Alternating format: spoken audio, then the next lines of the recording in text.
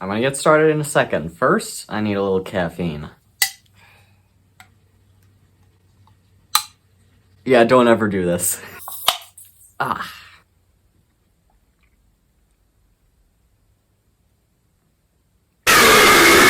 Nerf Hunt 8 was worth 3 episodes of just stuff, so I thought I'd wait a little while before doing 9. When I went out yesterday and got some more stuff, that made me decide I should probably start recording it.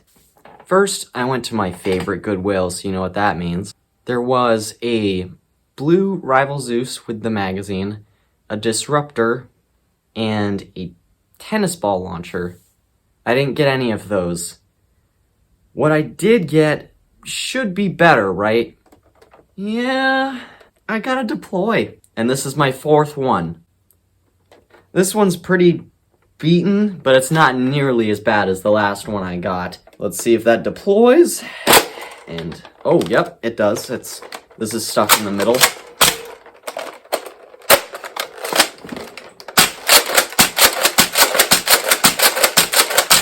Oh, oof. I don't know why I expected it to be a little bit better than that, but oh god, that is worn out. It's been used quite a bit. The light doesn't work? I am actually gonna test it this time. I totally wish I checked the batteries on video with the last deploy I got because they were rusted in place. I have never seen batteries rust. Yeah, there were batteries in it. What brand are they, though?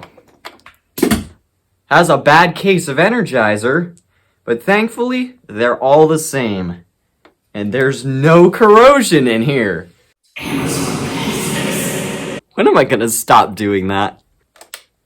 Ooh, that one works. How wonderful is that? Very nice. 4th deploy. I'm still gonna keep buying these. It's weird. I'm starting to feel like I have a bad case of Energizer. I got one more thing from that Goodwill. It was the first thing that stuck out to me from a good distance away for a good reason. I'm so excited about this. I'm gonna tell you why. It's a Speedload 6. I was just looking at buying one on eBay the same day, and I had one in Goodwill, and that sort of negated grabbing anything else because I was so happy with this and the deploy. It's kind of unfortunate that I'm happy with the deploy. I will say though, this has been skidded on all sorts of different colored surfaces, and it's got some gunk on it. Has a Busby dart in it. Just freaking... Oh my god, I missed it point blank. I have fully loaded it. The heads of the darts are dropping in a little bit. See if it jams.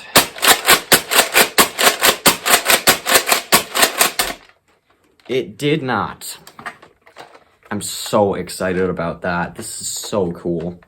After that excellent trip, I headed over to Walmart, which is right across from the Goodwill. They're across from each other. Wanted to see if they had any Adventure Force darts in stock, which they did. So that was another lucky moment for me. 200 a box, which makes this 600 darts. And I already have about 700, so that's easily over 1,200 darts now. I've never had over 1,200 of any dart, and these happen to be my favorite ones of all time. Now I'm going to go back into the past and get some of the stuff that I already had before yesterday. And one of those things is on my new in-box shelf, so you can probably guess what that's going to be. These are new in package vintage Nerf arrows. 2 packs of them. They're the same.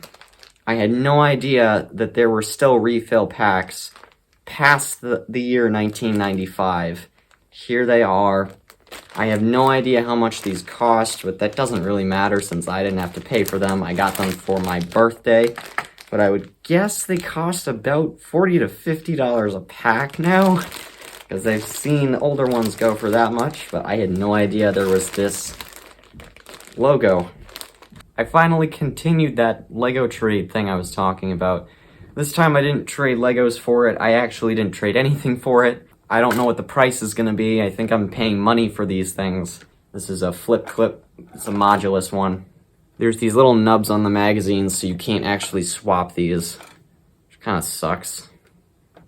Also got a Recon Mark II that has the attachments, no magazine in it, but I guess it sounds like that works. That's so short. And there's not even anything to lock this barrel on, which is some of the worst cost cutting I have ever seen, especially for that long ago. Oh, that's awful. For a retaliator reshow? Oh my god. Hopefully this is a little bit better. It's a complete white retaliator. It's got everything on it. It's actually in very, very good condition. Very well taken care of. Oh. Lucky that was the last start. That works nice. Finally, the conclusion to this episode, which was going to be an inbox whiteout long strike from eBay. It was a good price, and it escaped. I ended up going to my favorite Goodwill. It was an expensive day at Goodwill. $6 nano fires. They were in box, but still, that's expensive. And a $10 Thunderbow that was buried in a bunch of girls' playset stuff. No, I'm not gonna dig that out. But there was this little thing that I kept walking by, and I finally pulled the trigger, literally. This little piece of shit.